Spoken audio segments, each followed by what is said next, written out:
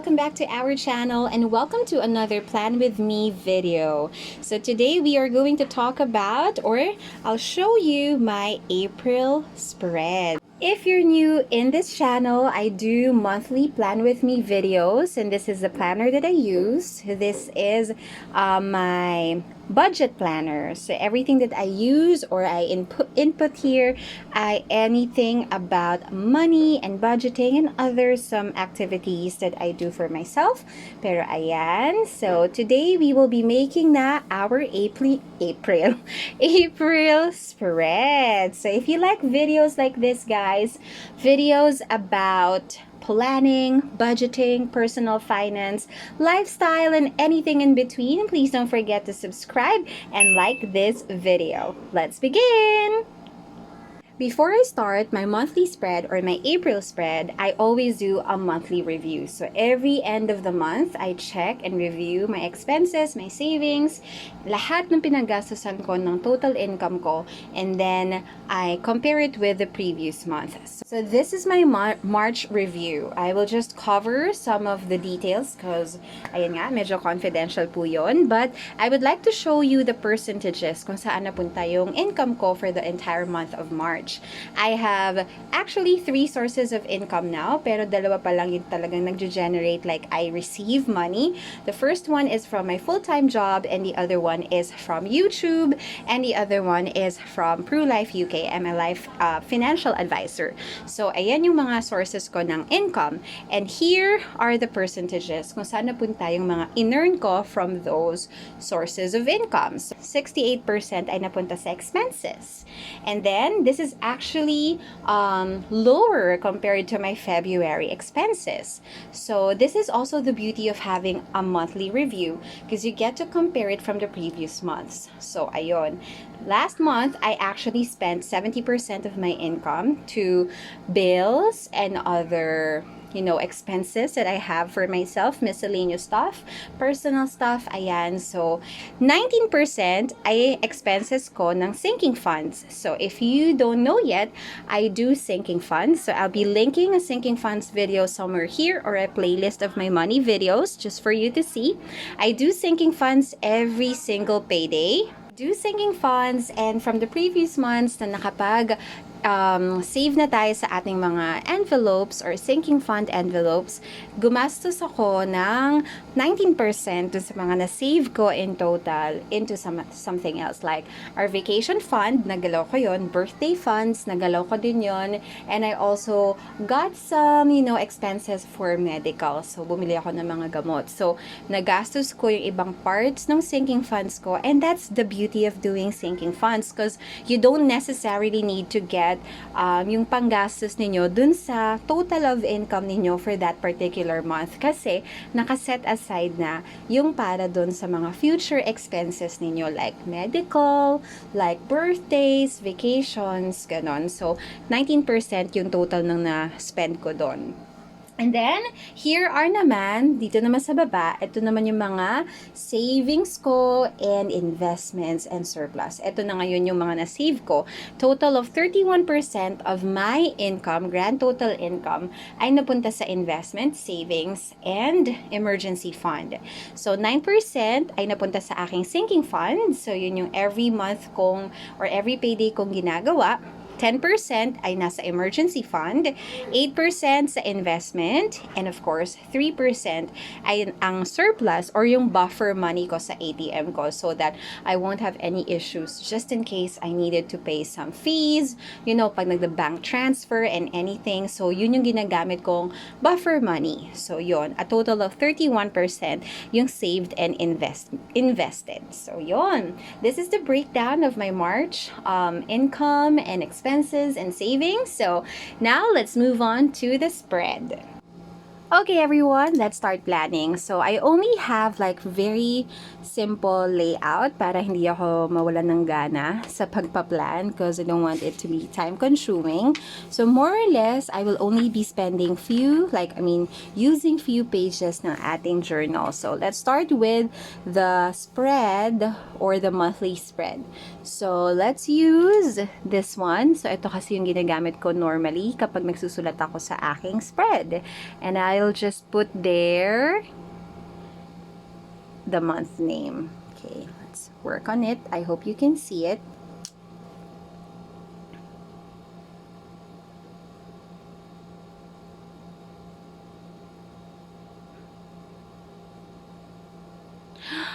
Oh my gosh, I think this pen is slowly dying.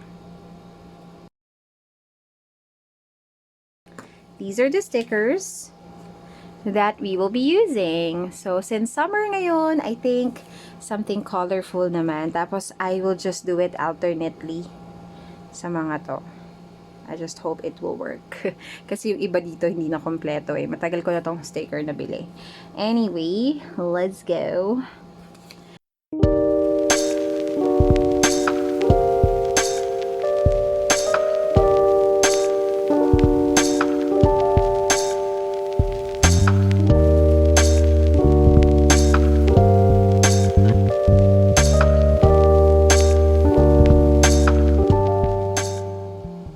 Now, I use a card to line it.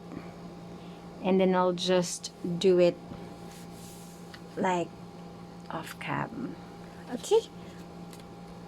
Okay, now that we have that done, isusulat na natin yung numbers, but for this time, I want to make it different. So, I'm gonna use itong kapartner nila, pero since hindi nga kompleto tong numbers na to, as you can see, ang gagawin ko is, I will only use yung numbers ng mga may bills ako, or important numbers like paydays ko, para yun na lang. And the other numbers, we will write it na lang. So, I already have written it down. The first one is the 5, and 5 falls under Monday. Monday is 5.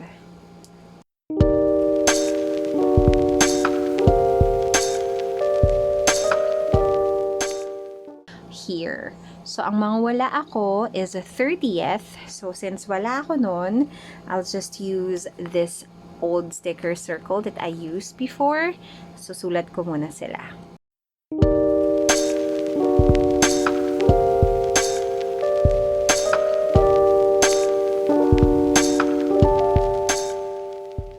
There we go.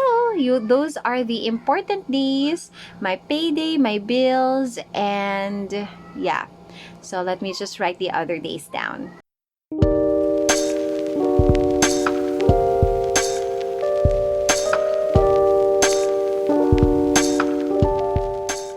Right. There we go. We got that done. And now we will just write down yung ating every Thursday, I do my weekly 52-week challenge. So, I'm just going to put some reminders here. Yun pala yung nakalimutan kong kunin. Okay, for our 52-week challenge, we will use this sticker naman at every Thursday yon. So, we will use it like ganito, pa-ombre. Pero simulan natin sa lightest. And I don't mind na mag-exceed siya dun sa box. Kasi hindi naman ako talaga nag-fill out ng maraming details dito. So, it's perfectly fine. Dati kinakat ko pa siya eh. Pero ngayon, I just think na okay lang. So, ito yung aking for 52-week challenge. Yan. You also have to take note of it, guys. Lalo na kapag may mga challenges kayo for yourself. Lalo na sa income, sa budget, ganon. You can also use this kind of technique. Every month, we have to allocate funds for the 52-week challenge. So, yan sila sa gitna. And then, we'll just write it down. Bumunot na rin pala ako last time. So, I already have the amounts here. So, I'll just write it down sa aking planner. So, bumunot na ako para ma-foresee ko na yung pag-budget ko. And it will be easier for me to allocate funds. So, ayan. So, week 1, it will be 160. So, 52 week. 160. Tapos, so week 2 is 500. Oh my gosh. Right? Tapos, so week 3, it will be 540. And then, so week 4, it will be 120. Ayan. So, there you go. Yan yung sa ating 52-week challenge. That's nice. Very simple lang. And then, once I have saved it, check lang natin tong mga marks na yan. Alright, we're done with this. So, our quotation for the month will be this one. Like a saying, take a break. We planned to have a beach getaway nung March, kaya lang dahil nagka-ECQ, March 31 kasi namin siya plinan. That's my nephew's birthday, hindi na namin nagawa. So hopefully this April we can reschedule dun sa resort and we can finally take a break, hopefully. So yon. So that's it for our April monthly spread. So let's move on naman na sa ating payday breakdown. So sa payday breakdown, we already have like boxes again. We'll be using some boxes and some flowers. So since it's going to be a sunny day or summer, so yan.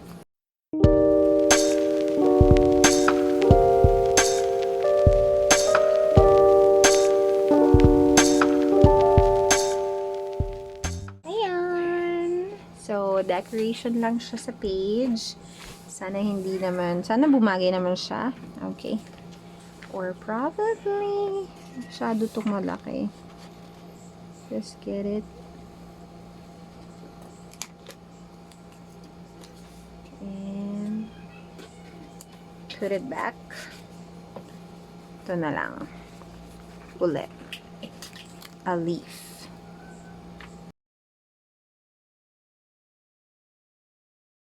That will be fine.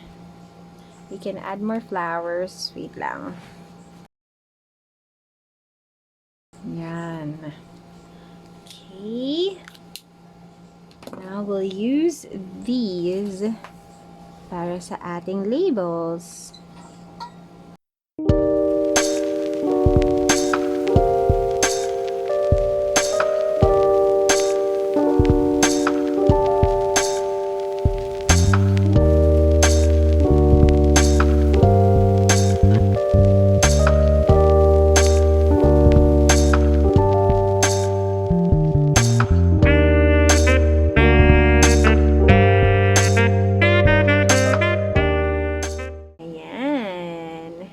I'll just write down yung ating mga descriptions. So, para mas maintindihan ninyo. Especially if this is your first time watching me doing this.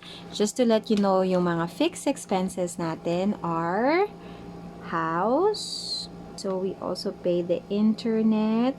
We also pay Crimson. Crimson is our motorcycle. Spend money for the groceries. Shopping, of course, I always have to have separation, like money separated for this one, and then miscellaneous. Our estimation ay 5,500 for the house. Internet is 2,000 every payday. Every month. Crimson is 1,941. Groceries for this payday, I will allot 2,000. Online shopping is 500 and miscellaneous is 1,000. Yan yung estimation natin. And then for the description, itong sinking funds and saving fund business. We have YouTube. I still need to put YouTube here. Self-care. Ito yung aking mga sinking funds for the first month, a first cut-off. We also have fashion. We have food. We got medical, emergency fund,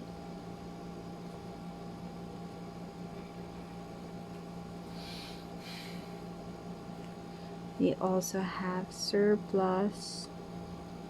And we also have the 52-week challenge. Yan. Right, so those are my savings and sinking funds. So for business, estimation ko dito is 700. YouTube is 0. Self-care is 400. Fashion is 800. Food is 2,000. Medical is 200. Emergency fund is 2030. Wala tayong surplus. And then for the first week ng ating first 2 weeks ng ating 52-week challenge, 660. Yan. Thus, I'm also saving up for another trip, and that is the Bora trip, hopefully for my birthday. So I'll be allotting, estimate ko dito is 2,500 per cutoff. Pero let's see kung magkano yung masa-set aside natin for that particular for this particular payday. Ayan. So we'll just tally everything and then I'll be back. Now, let me show you naman yung second payday breakdown ng savings and expenses. So, ito yung expenses natin. And then, ito yung sa savings. So, we have insurance. And then, let's move on. We also have sinking funds for Christmas. We also have for vacation. We also have for birthdays. And then businesses again. We also have emergency fund.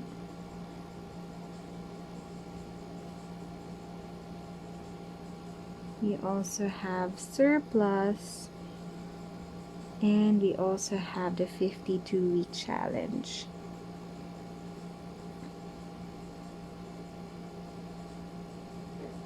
Yan. So, these are the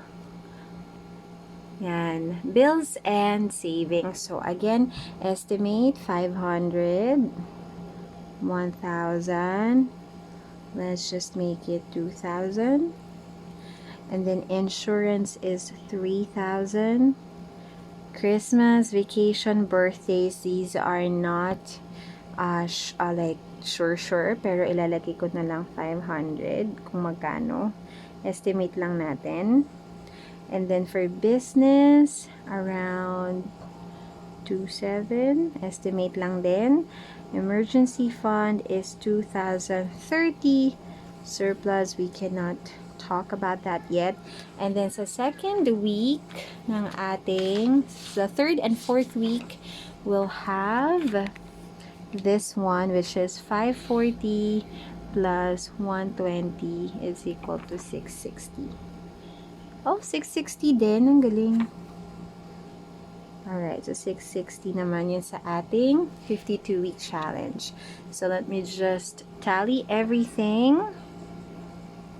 So, if you notice, dun sa first payday natin, dun na halos lahat ng bills lumalabas or nababawas. And then on my second payday, dito naman ang mga savings ko and investments ko lumalabas.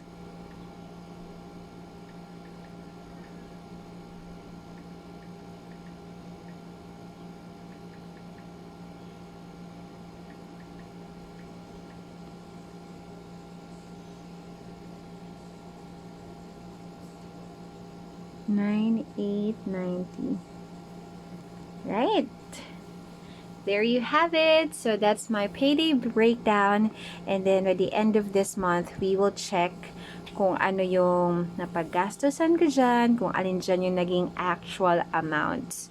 So, for the very last page, dito ko nilalagay yung aking monthly expenses. So, we'll just have the sticker that I used earlier.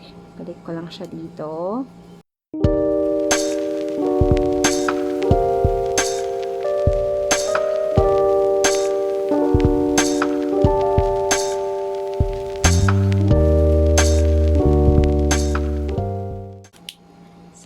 dito ko lang nilalagay yung tini-take down notes, lahat ng mga magagastos ko for the month of April. So that's it, fam. Let's have one more flip through.